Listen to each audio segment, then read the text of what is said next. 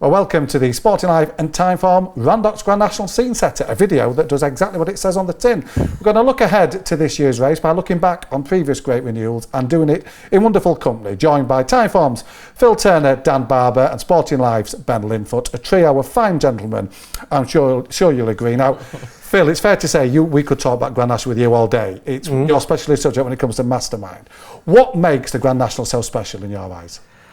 Well, I mean, it's a very exciting race. I'll watch any race over those fences and you get the impression the jockeys feel the same way. But look, it's been going nearly 200 years now, and the Australians dubbed the Melbourne Cup the race that stopped the nation. This is the only race we've got in this country which comes close to that kind of thing. And it's just part of the national psyche kind of thing. Tony McCoy had been dominating the sport for a decade and a half. It was only when he won the Grand National that he really broke through to the wider audience. We saw the same with Rachel Blackmore last year. She'd been winning big races left, right and centre, but as soon as she won the National, it just took it to a different level. In my lifetime, Red Rum is by far the most famous horse. He's not even close what the second most famous one is. There may have been better horses in terms of ability, but like touching with the sort of the man in the street, it is the Grand National, and that can be a double-edged sword because it's great when you get a good news story like with Rachel Blackmore last year.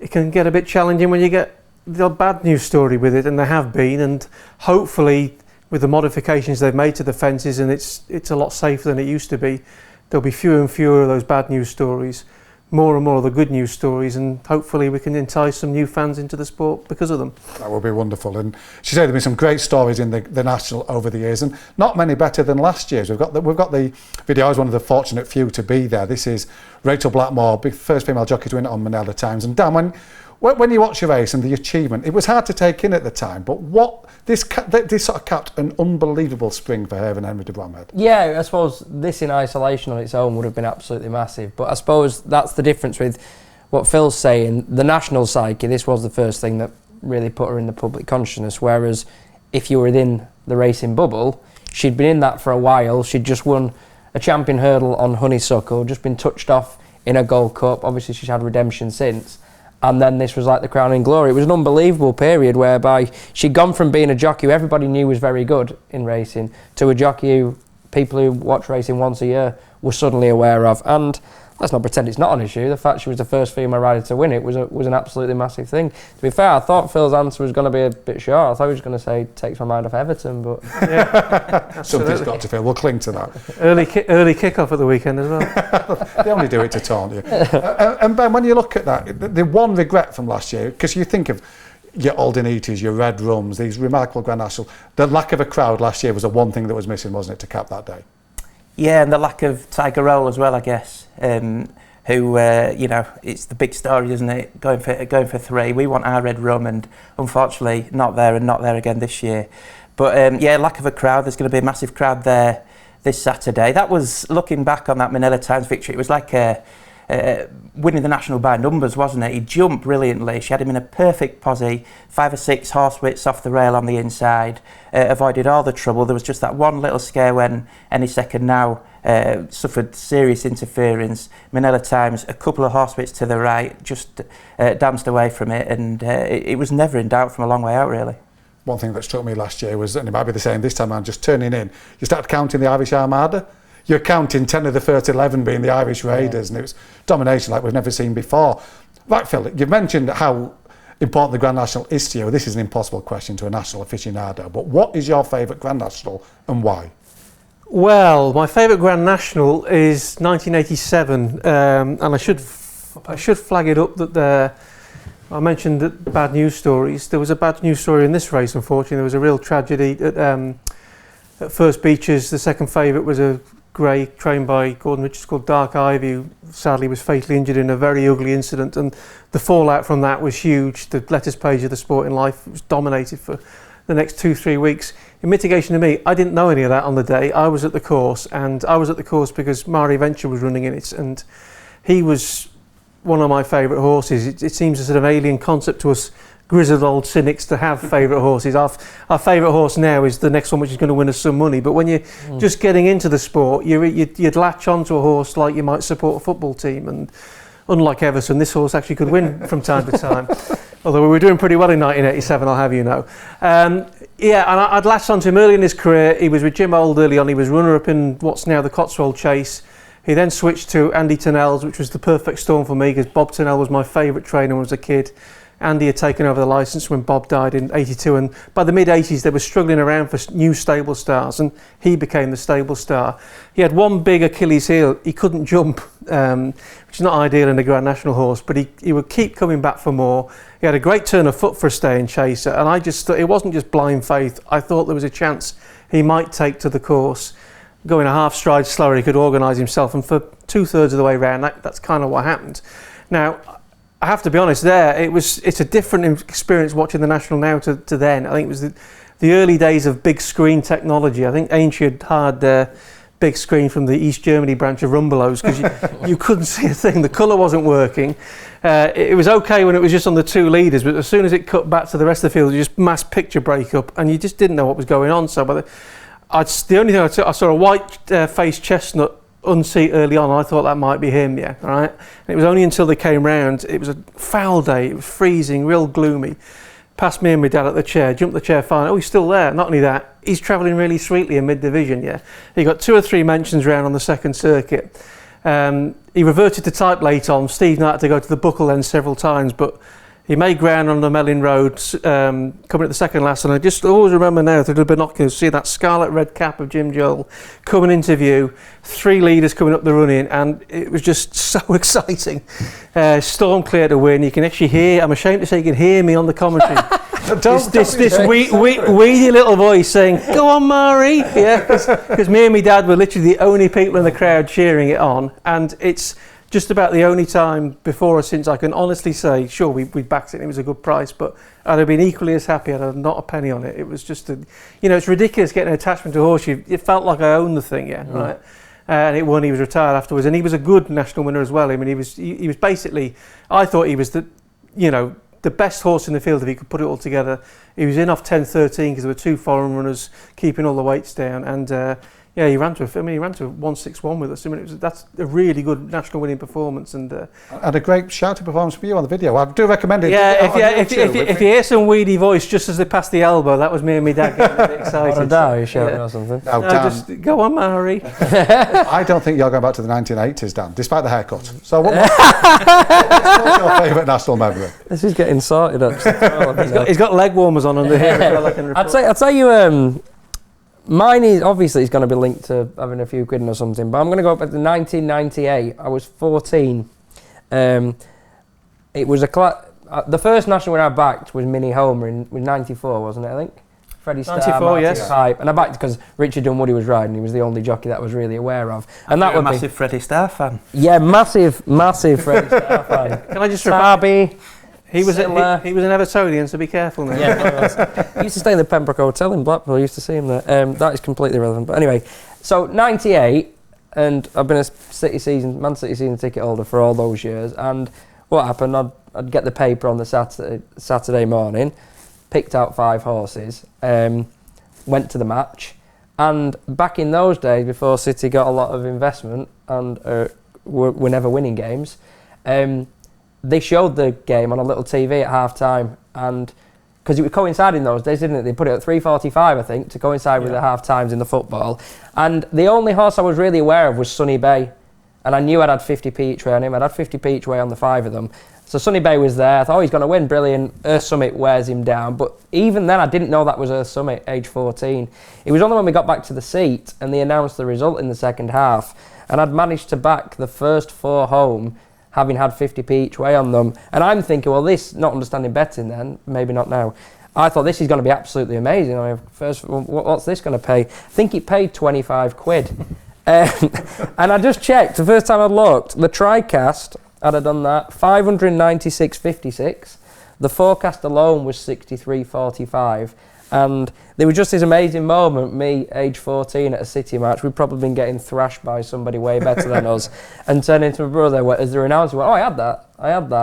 And if only we could get a time travel, go back to see 14-year-old Dan Barber at sort of 3:30 and just say, come on, mate. Don't worry, Combination tri-cast. he's going to back the first 4 this year. Exactly. So, No, well, that definitely We'll won't do be. that later. Well, you count yourself lucky I didn't mention Neptune Cologne in Sunny Hill Boys. Yeah, Ben Linfoot might.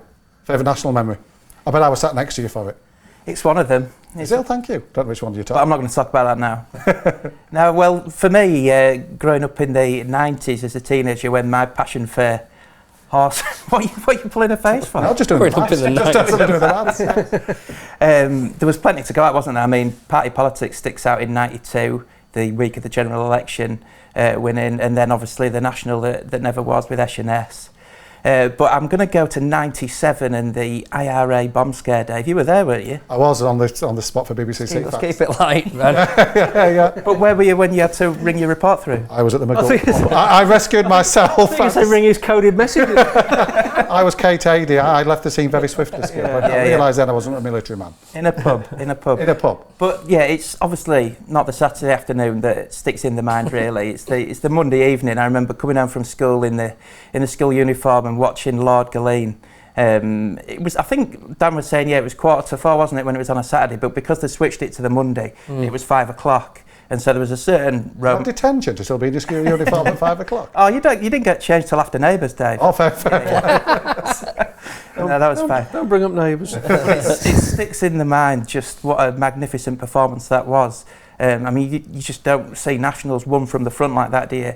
Under Tony Dobbin, just jumping and galloping, and was such an easy winner. You could call him the winner a long way out. And I think there's a certain aspect of rose-tinted glasses with it being coming home from school and watching the race. But he's certainly one that sticks out, Lord Galeen, and I think he sneaks onto the top 10 time form rated winning horses. He was a striking horse physically as well, wasn't he? He was a really good horse. He barely raced subsequently, did he? I think he had injury issues, but it's a shame because he was you could tell he was potentially a top class, non-national horse. Well, Ben mentioned we have got the graphic of the top time form winners, and there's no surprise to see the name at the top because he's the horse who was always associated with the Grand National more than anything. Red Rum, that 1974 performance of 166 on time form, matched by Many Clouds, who in many ways is a forgotten national winner nowadays. Such a good horse and such a good performance. But if anybody wants that appetite whetting for Saturday's race, just look at the names like Red Rum, Many Clouds, Tiger Roll, Neptune Cologne. Don't Push It, the most memorable national I've ever been to, the standing ovation Sir Anthony McCoy, as he now is, got walking through the media centre. He didn't always have an easy relationship with the press, but we were all on a bit like the end of Dead Poets Society on the desks, clapping as he came in there. So some wonderful names, and I'm lovely to see the Joint Six Royal Athlete, who I think I managed to back for Jenny Pittman and Jason Titley. Ride him like the reins are made of cotton with the instructions, and he did as well. He sort of fits the profile that some of these in this year's race. In the fact he was, he was a top class horse in his younger days. He was third in the Gold Cup, favourite for a Sun Alliance chase, and things hadn't gone to plan. Got to the Grand National at the age of 12, and it just all fell into place. One afternoon it did. What strikes me about the list as well is, maybe Phil would be more observant of stuff like this than I would have, maybe I'm speaking out of turn, but the different profiles of the winners in there. You got a horse like Red Rum, who was a pure national specialist.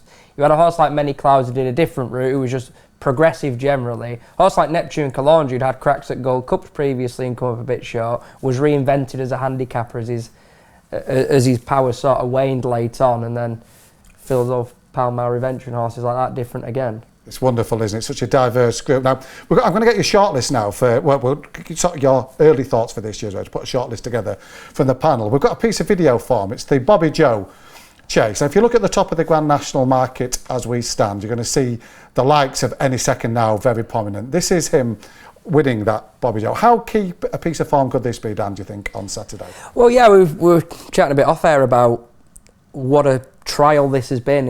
I mean, you hear Ted Walsh in particular discussing his work with, say, Papillon, where he prepped him over shorter distances. And this isn't the way he's gone with Any Second Now, but it's a race which has had a bearing in recent nationals. Rathvinden was second, having run in this race. You've had Hedge Hunter was the last to win it on the back of winning the Bobbyjo. So, of course, I mean, if in a day and age where the Irish are largely dominant in all the big prizes, and they've had the first 5 home last season, one of their key trials is bound to have a massive impact. And the profiles of the horses involved, maybe less so Burrows Saint, who was put in his place a bit, and he had his chance last year, but Any Second Now was placed a year ago, having not had a clear run at things, and Ascaria 10's a relative newbie on the stay and chase scene. So it's bound to have a huge impact, and it possibly is the key race to that end.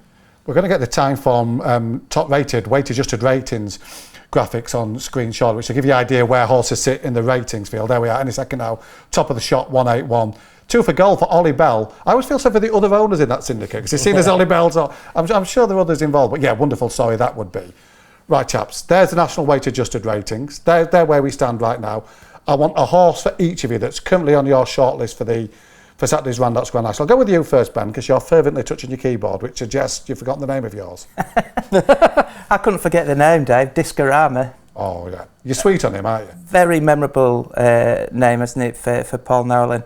Yeah, I was sweet on him last year, and I thought he ran really well. I thought he took to the fences lovely, and, you know, coming maybe half a mile from home, 3 furlongs, you thought that he might have a serious hand in the finish. It didn't work out like that, but I think it would be a mistake to say that he didn't stay. He didn't have his prep last year, and he was coming in pretty fresh after 4 months off. And I think he probably just blew up a little bit. But this time around, he had a lovely prep in February, when second over 3 miles in Ireland, and I think that should have got him spot on. Similar handicap mark to last year. He's 33 to 1, maybe even 40s, and I think he's going to run a huge race, because I really was taken by how he took to the fences last year. If you're 14-year-old Dan Barber getting right in these downs, there's going to be 4 horses. We could have a 1, 2, 3, 4 again. Discorama, the first one in there. I'm going to throw Ascaria 10 in. I should have actually said when we watched the Bobbyjo. I think he looks absolutely rock solid. I thought it was a lovely run. He's been trained for the race by Gordon Elliott, who could have the first 5 this year, judging by the team he's got. So I'm going to put Ascaria 10 in his horse 2.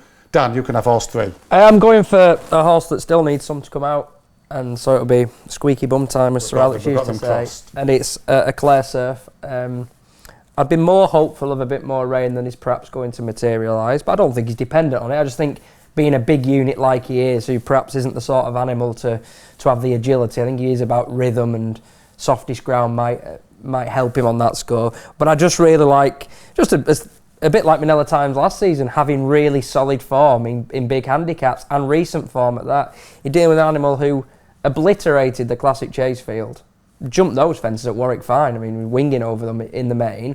The second horse, Jericho at Rock, has come out and for a long way looked like he was going to win the Ultima, until Korak Rambler did his comedy routine and burst between them late on. And after that, a Clare Surf ran in an Ida Chase. He got way closer to Win My Wings than anything managed in that Scottish National. And what I like most about it is just how strong he still is at the finish. It looks to me like he would stay any distance.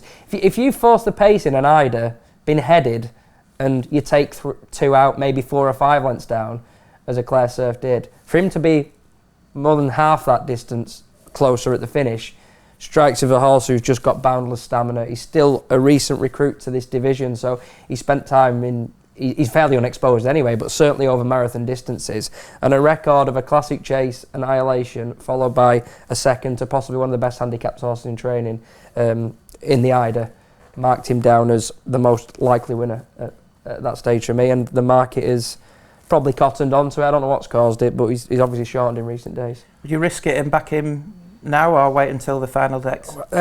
I'm a bit naive to this. David Johnson was saying that if he's balloted out, you're okay for getting your cash back anyway. So back him anyway. So if you balloted out, you do get money. So I'll probably involve a very long conversation on live chat, try to explain it to somebody, but that's You're used to them.